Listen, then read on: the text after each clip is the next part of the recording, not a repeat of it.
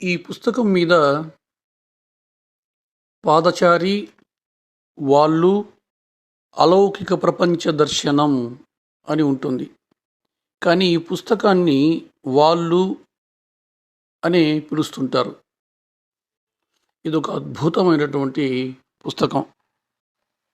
ఆధ్యాత్మికంగా ఎదగాలనుకునే వారికి ఈ పుస్తకాన్ని కనుక చదివితే ఎన్నో ఆశ్చర్యకరమైనటువంటి అనుభవాలు తారసిల్లుతాయి.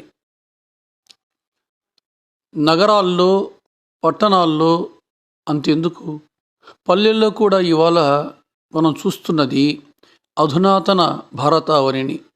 ఈ లాలసకి, లాస్యానికి, సుఖదుఖాలకి అతీతంగా ఒక లౌకిక ఆనందాన్ని అందించే మరో ప్రపంచం ఈ పునీత భారతావనిలో ఉన్నదా, లేక అది కేవలం భ్రమేనా అంటే ఉన్నదనే అంటున్నారు.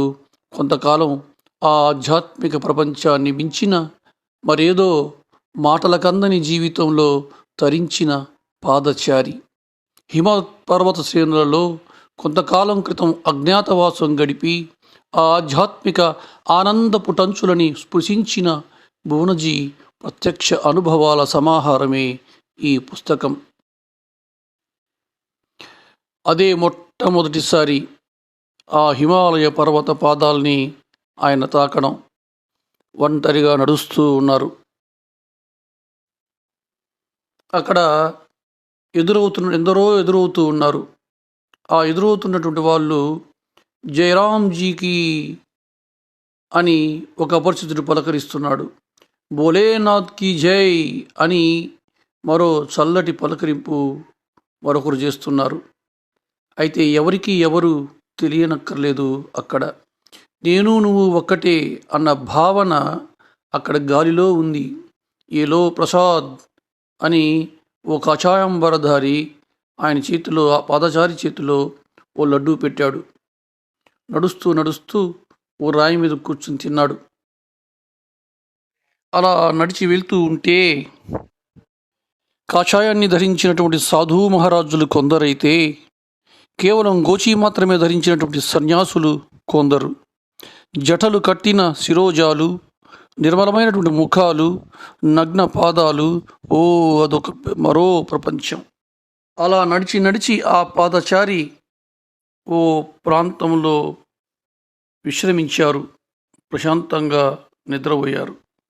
నిద్ర లేచాక చూస్తే ఆయన ఒంటి మీద ఓ కాషాయ వస్త్రం కప్పి ఉంది. ఆయనకి గైడ్ సినిమా గుర్తొచ్చిందిట. ఎవరు కప్పారో ఈ వస్త్రాన్ని నా మీద అని అనుకున్నాడట. చక్కగా స్నానం చేసి బట్టలు అక్కడే విడిచేసి కాషాయ వస్త్రాన్ని కట్టుకున్నాడు. ఎదురుగా ఒక చిన్న శివుడి గుడి ఉంటే లోపలికెళ్ళి విభూది రాసుకున్నాడు. బయటకొచ్చి ఓ శిశుపు చెట్టు నీడలో కూర్చున్నాడు. చల్లగా ఉంది, హాయిగా ఉంది. కళ్ళు మూసుకుని అమ్మవారిని ధ్యానం చేసుకుంటూ ఉన్నాడు. మహారాజ్ ఎవరో పిలిస్తే కళ్ళు తెరిచాడు. ధ్యానం భంగం చేసినందుకు క్షమించండి. ఈ ఆహారాన్ని దయతో స్వీకరించండి. ఓ యువ దంపతులు భక్తిగా రోటీ, ఆలుగడ్డ కూర ఒక ఆకులో పెట్టి తీసుకొచ్చి అందించారు.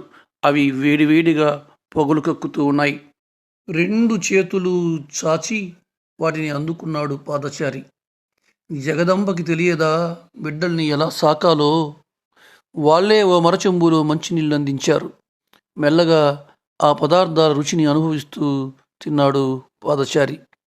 చిన్నప్పుడు స్వామీజీ చెప్పినటువంటి శ్లోకం ఒకటి ఆయన జ్ఞాపకం వచ్చింది. అన్నం బ్రహ్మ రసో విష్ణు భోక్తాదేవో మహేశ్వర అన్నట్లు పూర్తవుతున్నది. అన్నం బ్రహ్మ అయితే దానిలో ఉండే శక్తి, ఆ రుచి విష్ణువు. తినేవాడు సాక్షాత్తు పరమశివుడే. ఇది తింటున్నాను గనుక నేను కాదు, ఈశ్వరుడిలో ఒక భాగాన్ని. నాలాగే సకల జీవులు భగవంతునిలోని భాగాలే. అన్నం పెట్టింది ఎవరు? కనిపించే ఈ యువ దంపతులు. వీరికి ఎలా వచ్చింది? ఈ రొట్టెకు అవసరమైన గోధుమలు పండించింది ఎవరు? ఆ గోధుమల్ని పిండిగా మార్చింది వారెవరు? దాన్ని రొట్టెగా తయారు చేసింది ఎవరు? పెనాన్ని ఎవరు తయారు చేశారు? సరే, ఈ ఆలుగడ్డలు ఏ పొలంలో పండాయి? పండించింది ఎవరు? ఈ టమాటాలు, పచ్చిమిరపకాయలు ఎక్కడ పండాయి? వాటిని పండించింది ఎవరు? ఏదో నూనె కావాలి. ఆ నూనె గింజలు ఎక్కడ, ఏ పొలంలో ఎవరు పండించినవి? గానుగాడిన వారెవరు? ఆ తర్వాత ఆ నూనెను ఈ ప్రాంతానికి తెచ్చి అమ్మిన వారు ఎవరు? అలాగే పోపు గింజలు, ఉప్పు, మసాలా దినుసులు ఎంతమంది శ్రమతో ఈ రొట్టె, కూర నాకు చేరాయో కదా. ఈ పండించిన వారు ఏ ఒక్కరూ మరొకరిని కలిసే అవకాశం లేదని తనకు తెలుసు. అన్నీ ఒకే చోట, ఒకే ఊళ్ళో పండించినవి కావు, కానీ సమిష్టి కృషితో ఈ క్షణములో నా ముందున్నాయి, నా జఠరాగ్నిని చల్లారుస్తున్నాయి అని అనుకున్నాడు ఆ పాదచారి. ఇది ఎలా సాధ్యం? ప్రతిరోజు భోజనం చేస్తాం. ఆ భోజనం వెనుక ఎంతమంది కృషి, శ్రమ, చెమట దాగున్నాయో ఏనాడైనా ఆలోచించామా? ఒక్కసారి ఆలోచిస్తే నేను అనే అహంకారపు గోడకి బిటలు పడవా?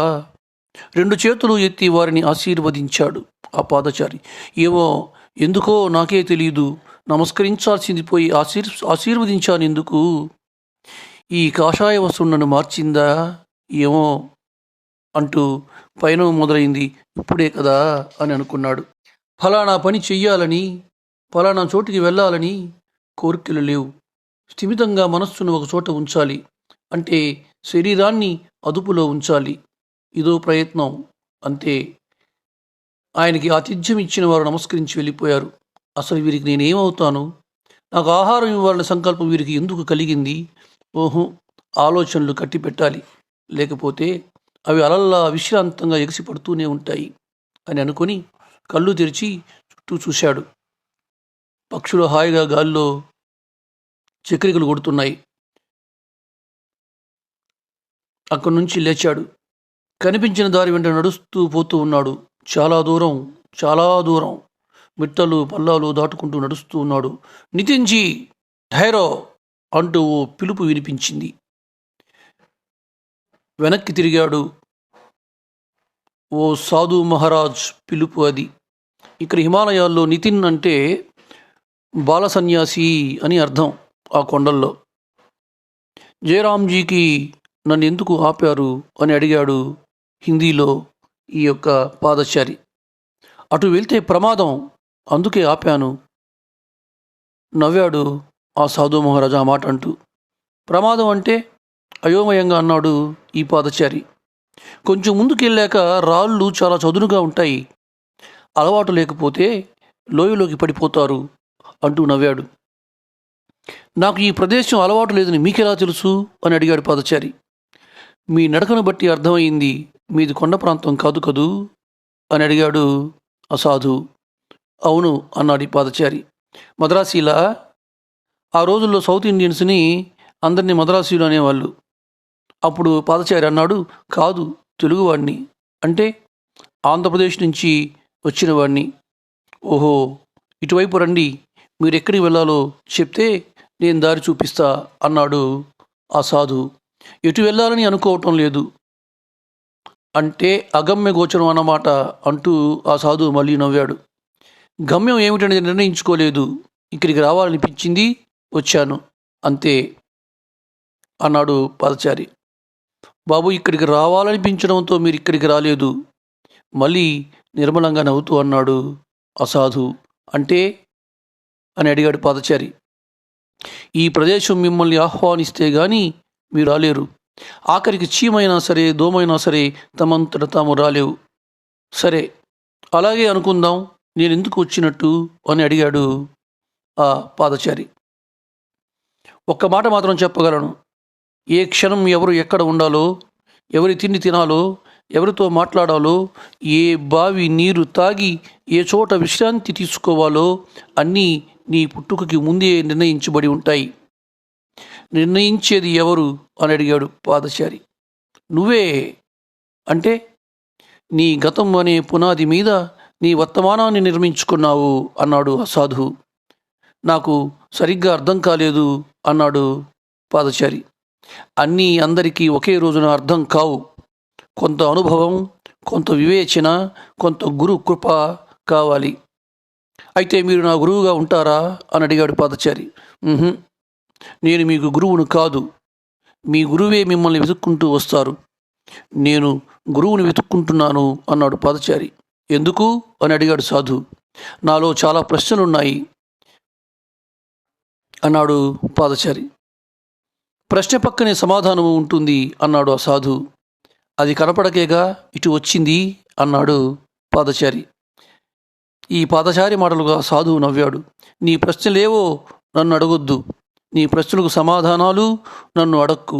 ఒకవేళ నువ్వు అడిగినా నేను చెప్పిన నీలోని కాంక్ష తీరదు, తృప్తి కరగదు అన్నాడు ఆ సాధువు. మరేం చెయ్యను అని అడిగాడు పాదచారి. ఏమీ చేయకపోవడం అంత కష్టమైన పని మరొకటి ఈ లోకంలో లేదు. ఏమీ చేయకుండా ఉండే సాధన చెయ్యి అన్నాడు ఆ సాధువు. అప్పుడు ఈ పాదచారి ఏం మాట్లాడలా, సాధువు ఏం మాట్లాడలా, అంతా మౌనం. చాలా దూరం నడిచారు. సన్నని దారుల్లో చిన్న చిన్న గుట్టల మీదుగా చెమట పట్టింది. కాసేపు ఎక్కడన్నా ఆగాలి అని అనిపించింది. అలసిపోయావా అన్నాడు సాధువు పాదచారితో. అవును అనడానికి అభిమానం అడ్డొచ్చిందిట. సరే, కొంచెం దూరం వెళ్తే ఓ చట్టి వస్తుంది, అక్కడికి నేను చేరుస్తా. ఓ మైలు నడిచాక ఓ గుడిసెలాంటిది కనిపించింది. దేవదారు కొమ్మలు ఆకులతో నిర్మించింది. చాలామంది సాధువులు అక్కడ ఉన్నట్లుగా ఉన్నారు. అక్కడికి చేరగానే ఆయే మహారాజ్ అంటూ మమ్మల్ని వీళ్ళనిద్దరిని ఆహ్వానించారు. చదును చేసిన నేల మీద కూర్చున్నారు వీళ్ళిద్దరూ. ఇద్దరికీ చెరువు రొట్టె కూడా ఇచ్చారు. తిని చల్లని నీళ్లు తాగారు. నాకు గాఢమైన నిద్ర కమ్ముకొచ్చింది అన్నాడు పాదచారి. ఆ నేల మీదే పడుకుని నిద్రపోయాడట. లేచి చూస్తే బాలభానుడు కనిపించాడు. అంటే దగ్గర దగ్గర 16 గంటలు నిద్రపోయాడట. చుట్టూ చూశాడు. ఎవరూ లేరు. ఒక పొయ్యి, కొన్ని ఎండు కట్టెలు, ఒక పెనం, గోధుమ పిండి, బంగాళాదుంపలు, ఉప్పు కారం, 2 మూటలు మట్టి పాత్రలు, ఓ పెద్ద గాబులాంటి దానిలో నీరు, 2-3 సత్తు లోటాలు ఉన్నాయి. అగ్గిపెట్టి కూడా ఉంది. చిలుము అంటే గంజాయి బాబా తాగుతుంటే చిలుము అటువంటిది, చిలుము కూడా ఉన్నాయి. ముఖం కడుక్కున్నాడు పాదచారి. ఆకాశం నిర్మలంగా ఉంది. ఎక్కడి హిమాలయపు పాదాలు. ఆకలి లేదు.